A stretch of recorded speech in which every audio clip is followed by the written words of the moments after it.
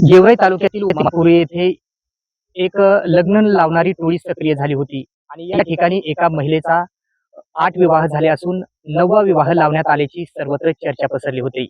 मात्र याच प्रकरणामध्ये मध्यस्थी करणाऱ्यावर गंभीर आरोप करण्यात आलेले होते.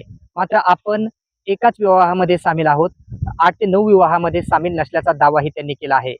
तसेच सदरील पतीनेच सदरील त्या नवविवाहितेला मारहाण केली आहे आणि जब्बी मारहाण केल्याने ती माहेरी निघून गेली आहे.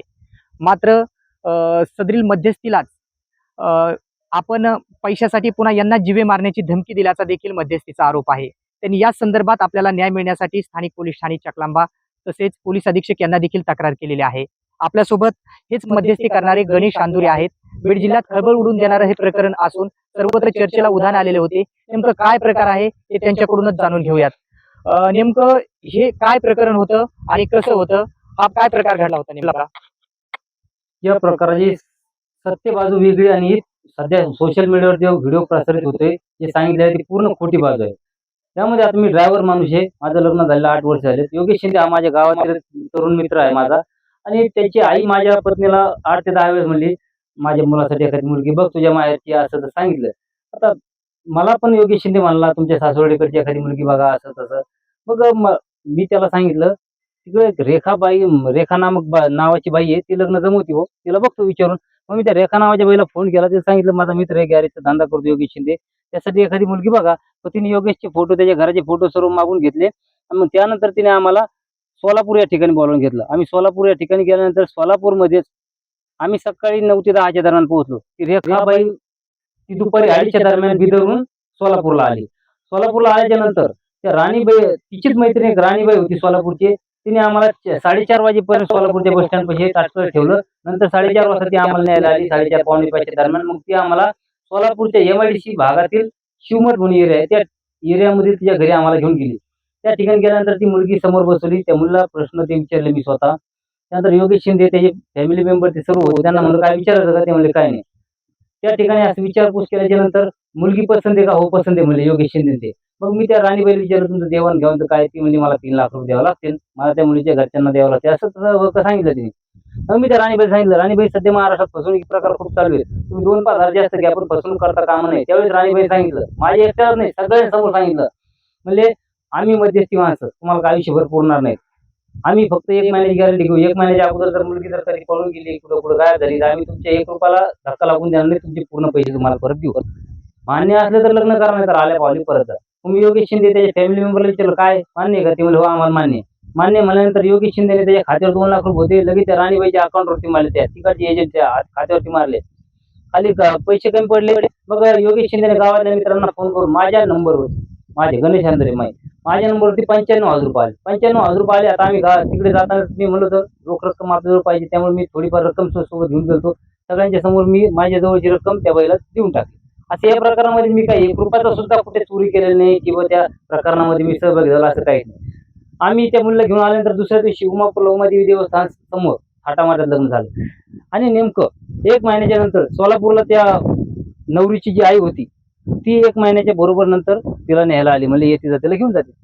तर माझ्या मनात संशय आला, म्हणलं 1 महिन्याच्या बोली केली, 1 महिन्यात बरोबर आली. त्यामुळे मग मी त्यांच्या सोबत गेलो. मग कोपरगाव चांद कासारे म्हणून त्या बाईचं घर होतं, त्या घरी गेलो आम्ही रात्री 12-12:30 दरम्यान. तिथे गेल्यानंतर मी त्या बाईच्या घराचा फोटो काढला, सगळं काढलं आणि त्या मुलीला तिथं सोडून मग मी परत आलो. परत आल्याच्या नंतर 3 ते 4 दिवसांनी ती मुलगी स्वतःहून परत आली. याच ठिकाणी त्या प्रकरणाला वेगळं वळण मिळालं. कारण योगेश शिंदेचा भाऊ राजू शिंदे हा काय म्हणाला, नाही आम्हाला जायचं होतं आणायला मुलीला. ती कसं काय? त्या दिवशी त्यांनी त्या मुलीला घरात घेतलं नाही. मग दुसऱ्या दिवशी हे प्रकरण चौकीमध्ये गेलं. त्या दिवशी ती मुलगी माझ्या घरी होती. दुसऱ्या दिवशी मग चौकीमध्ये प्रकरण गेलं. चौकीमध्ये मग पोलिसांनी योगेश शिंदे त्याची पत्नी यांची विचारपूस केली, त्या योगेश शिंदेच्या बायकोची विचारपूस केली, ते सर्व काही केलं. आणि त्या मुलीला विचारलं तुझी ही खोटी आई होती का? ती म्हणली माझी मानलेली आई होती, माझी खरी आई कोपरगावमध्ये आहे. मग पोलिसांनी सांगितलं उद्या तुझ्या आईला, खऱ्या आईला बोलावून घे. गणेश तोपर्यंत मला सांगितलं, गणेश तोपर्यंत या मुलीला तुझ्या घरी ठेव, तुझ्या जिम्मेदारी. ठीक आहे.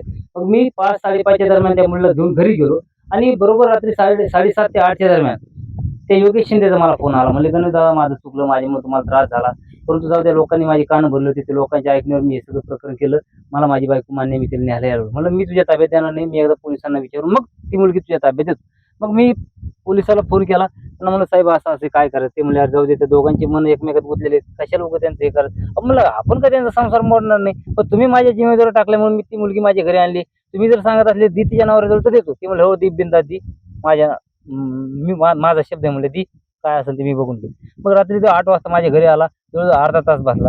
अर्धा तासामध्ये त्यांनी मग आमची माफी मागितली. माझं चुकलं म्हणले, तुम्हाला त्रास झाला, मला त्रास झाला. मी हे नुसतं तोंडी नाही बोलत, माझं त्याची व्हिडिओ शूटिंग आहे. आणि रात्री 8 ते 8:30च्या दरम्यान तो बायकोला घेऊन गेला. मी त्या बायकोला घेऊन जाताना सुद्धा त्याला खूप समजुतीच्या गोष्टी सांगितल्या. मला असं काही करू नका, तुमचा सुखाचा संसार सुरू व्हावा हीच माझी इच्छा आहे, असं तसं करून तो बायकोला घेऊन गेला. घेऊन गेल्याच्या नंतर 4 महिने त्यांचा संसार सुरळीत चालला बरं. म्हणजे हे 4 महिने आणि लग्न झाल्यानंतरचे 1 महिने, 5 महिने त्यांचा सुरळीत संसार चालला. आता 6वा महिना लागला त्यांच्या लग्नाला. आता 20 दिवसापूर्वी घरामध्ये योगेश शिंदेच्या आईची व योगेश शिंदेच्या बायकोची दोघी सासूनाचे भाजी करण्यावरून भांडण झालं. भांडण झाल्याच्या नंतर ही मुलगी रागाने रुसून उमादेवी देवस्थानी उमादेवीकडे गेली. मग योगेशच्या एका मित्राने त्याला फोन करून सांगितलं, "त्यावेळी तू गॅरेजमध्ये होता, तुझी बायको उमादेवीकडे आली म्हणून." मग तो लगेच मोटरसायकलवर बसून उमादेवीकडे आला. त्याच्या बायकोला मोटरसायकलवर बसवलं व घरी घेऊन आला. घरी आल्यानंतर त्याने बायकोला इतकी मारहाण केली, खूप बेदम मारहाण केली. मारहाण केली त्यानंतर मग दुसऱ्या दिवशी त्या मुलीची आई व बहीण दोघीजणी आल्या. मग त्यांनी बघितली परिस्थिती.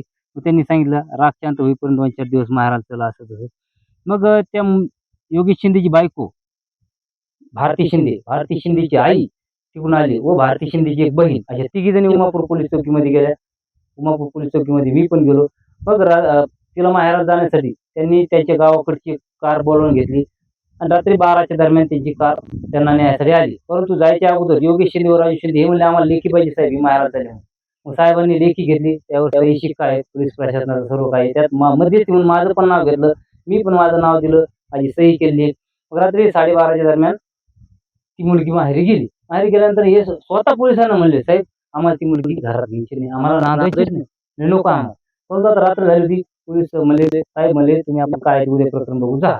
ते बोलल्यानंतर मी माझ्या घरी गेलो, ते त्यांच्या घरी गेले. 3 ते 4 दिवसांनी लगेच योगेश शिंदेने त्याच्या बायकोला फोन करून तिला दमदाटी करून तिला परत बोलावलं घेतलं. ह्या ठिकाणी मला काय म्हणणं आहे, तुम्ही तिला माहेरी जाताना लेखी घेतलं, तसंच मग ती परत आल्यानंतर तुम्ही लेखी द्यायचं काम होतं पोलीस प्रशासनाला. त्यांनी लेखी नाही दिले, काहीच नाही.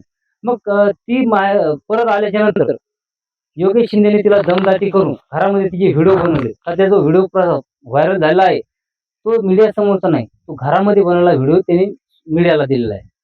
आणि मग 20 तारखेला त्याने बायकोला दमदाटी करून 20 एप्रिलला ते बायकोला घेऊन चकलांबा पोलीस स्टेशनला गेला.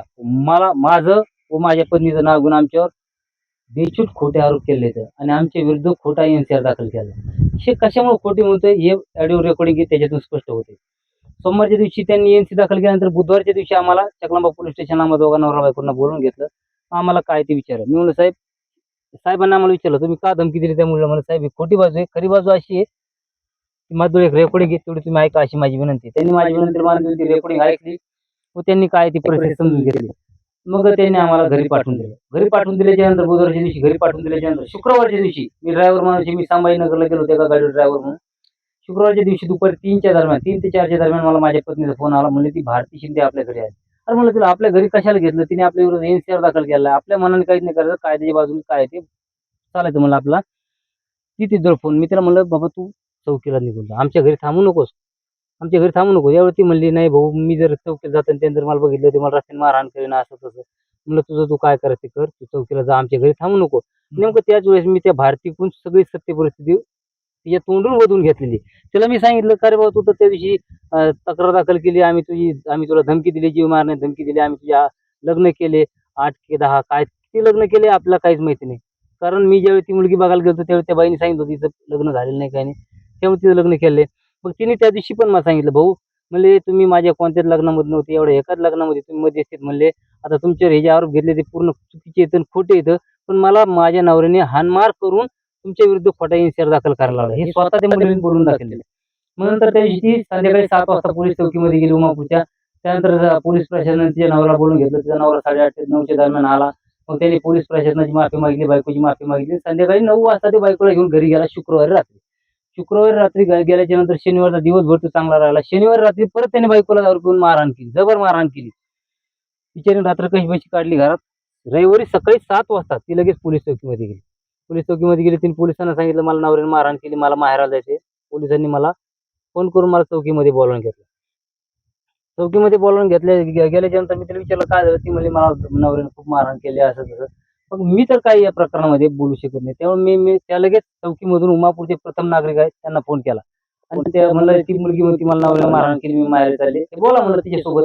असं म्हणून मी त्या भारती शिंदेवर मोबाईल दिला. मग तिने त्या उमापूरच्या प्रथम नागरिकाला सुद्धा सगळी सत्य परिस्थिती सांगितली. म्हणले याच्यामध्ये गणुभाऊचा काहीच चुकी नाही, म्हणले गणेश आंधळेची काहीच चुकी नाही. ते काय कोणत्या माझ्या लग्नाला नव्हते, फक्त एवढ्या एकाच लग्नामध्ये होते म्हणले. आणि मला नवऱ्याने मारहाण करून ते खोटं बोलायला लावले म्हणले. आणि ते एनसीआर जो दाखल केलाय तो सुद्धा मला नवऱ्याने मारहाण करून जबरी एनसीआर दाखल करायला लावला, म्हणजे ती पूर्ण खोटी बाजू आहे. मग हे सांगितल्याच्या नंतर मग मी माझ्या घरी निघून आलो आणि ती भारती शिंदे ती माहेरी निघून गेली. या प्रकरणामध्ये नेमकी फसवणूक कोणी केलेली आहे नेमकी या प्रकरणात? या प्रकरणामध्ये फसवणूक केली जी आहे, फसवणुकीचा आरोप केला आहे, नेमकी फसवणूक कोणी केलेली आहे? ही फसवणूक केली ती सोलापूरच्या राणीबाई. आणि मी पोलीस प्रशासनाला याच्या अगोदर सुद्धा सांगितलं मी या प्रकरणामध्ये एजंट म्हणून नाही तर मी मध्यस्थी म्हणून काम केले. मी पोलीस प्रशासनाला पाहिजे तेवढं सहकार्य करायला तयार आहे. मी त्या राणीबाईचं तुम्हाला ते एमआयडीसी मधलं घर दाखवतो, या प्रकरणामध्ये ज्या 2-3 बाया होत्या त्या सर्वांचे घर दाखवतो. परंतु माझ्यावरती हे बेछूट आरोप केले हे थांबवा कुठंतरी. आणि हे सोशल मीडियावर माझं आणि माझ्या बायकोचे फोटो दाखवणं, आमच्या दोघांना नवरा बायकोचं नाव घेणं, म्हणजे हे पूर्ण माझ्या इज्जतीचे धिंडोळे उडवलेत योगेश शिंदेने. एवढं असून सुद्धा त्याने मला पेट्रोल टाकून जाळून देण्याची धमकी सुद्धा दिली. आता त्यांचे की 9 लग्नामध्ये हे तुमचं रॅकेट आहे, 9 लग्नामध्ये तुम्ही सामील होतात असा त्यांचा आरोप आहे. नेमकं तुम्ही किती लग्नामध्ये त्यांच्या सामील होतात काय सांगाल? त्या मुलीचे 9 लग्न झाले की 10 लग्न झाले हे मला कुठलीही माहिती नव्हती. कारण मला त्या सोलापूरच्या राणीबाईंनी सांगितलं होतं तिचं पहिलं लग्न आहे. आणि मी त्या एवढ्या एकाच लग्नामध्ये सामील आहे. मला तिचे लग्न किती झाले, काय झाले कुठलीच माहिती नव्हती. आता जे बीडचे पोलीस अधीक्षक आहेत, तसेच चकलांबा पोलीस ठाणे आहे, या ठिकाणी आपण जी ही तक्रार दिलेली आहे माझ्या हातामध्ये आहे. नेमकं ही तक्रार कशासाठी दिलेली आहे? नेमकी तुमची मागणी काय आहे? काय मागणी आहे? या तक्रारीमध्ये मी पोलीस प्रशासनाला स्पष्ट सांगितलेलं आहे, या प्रकरणामध्ये मी फक्त मध्यस्थीची भूमिका घेतलेली आहे. तुम्ही माझं बँकेचं स्टेटमेंट बघू शकता. मी या प्रकरणामध्ये कुठे 1 रुपयाचा तरी मी यांचा कुठं फायदा करून घेतला का, कुठे 1 रुपयाचा फायदा करून घेतलेला नाही. या प्रकरणामध्ये मी फक्त मध्यस्थीची भूमिका बजावलेली आहे. आणि मध्यस्थीची भूमिका बजावून सुद्धा यांचा संसार सुरळीत असताना याने फक्त बायकोला मारहाण केल्यामुळे ही माहेरी निघून गेली. आणि याने मीडियासमोर खोटी माहिती दिली की या बायकोने माझे 6 ग्रॅम सोनं 80,000 रुपये रोख रक्कम घेऊन नवरी पळाली. ही पळून गेलेली नाही. ही पोलीस चौकीमध्ये स्वतः हजर होऊन स्वतः माहेरी गेलेली, ही काय पळून गेली नाही. आणि या तक्रारीद्वारे माझं पोलीस प्रशासनाला म्हणणं एवढंच आहे, कारण मला योगेश शिंदेने पेट्रोल टाकून जाण्याची धमकी दिली आहे. त्यामुळे या प्रकरणाच्या नंतर माझ्या किंवा माझ्या कुटुंबातील कोणत्याही व्यक्तीच्या जर काही जीवाला जर बरं वाईट झालं तर या प्रकरणामध्ये पूर्णतः जिम्मेदार योगेश शिंदे व त्याचा भाऊ राजू शिंदे हे दोघे जण राहतील. आणि मला योग्य तो न्याय द्यावा ही माझी पोलिसांसमोर माझी कळकळीची विनंती आहे. अशा प्रकारे हे गणेश आंदोरे आपल्यासोबत आहेत. ज्या पद्धतीने जे लग्न झालेलं होतं उमापूर या ठिकाणचं, यामध्ये ते मध्यस्थी म्हणून काम करत होते. मात्र आपण 9 लग्नामध्ये नसून आपण फक्त एकाच लग्नामध्ये सामील आहोत असाही दावा त्यांनी केलेला आहे. मात्र संबंधित नवरदेवाने पत्नीला जबरी मारहाण केल्यामुळे ती माहेरी निघून गेल्यामुळेच हा प्रकार सर्व उघडकीस आला आहे. गेली 5 महिने विवाहिता सुरळीत राहिली आणि 5व्या महिन्यानंतर त्यांच्यामध्ये जो वाद झाल्यानंतर हा प्रकार घडला होता. मात्र या प्रकरणात त्यांच्याकडूनच नवरदेवाकडून या मध्यस्थीला जिवे मारण्याची धमकी देण्यात आलेली होती. मात्र याच प्रकरणात आपल्याला न्याय मिळावा व त्यांच्यावर कारवाई व्हावी यासाठी त्यांनी पोलीस अधीक्षक यांना तक्रार केलेली आहे. नेमका हा प्रकारात आता त्यांना कशा पद्धतीचा न्याय दिला जातो, त्या प्रकरणात अजून आणखी कोणकोणते वेगळे वळण समोर येतात हे पाहणं देखील महत्त्वाचं ठरणार आहे. Sunil Jadhav, uncut news, Beed.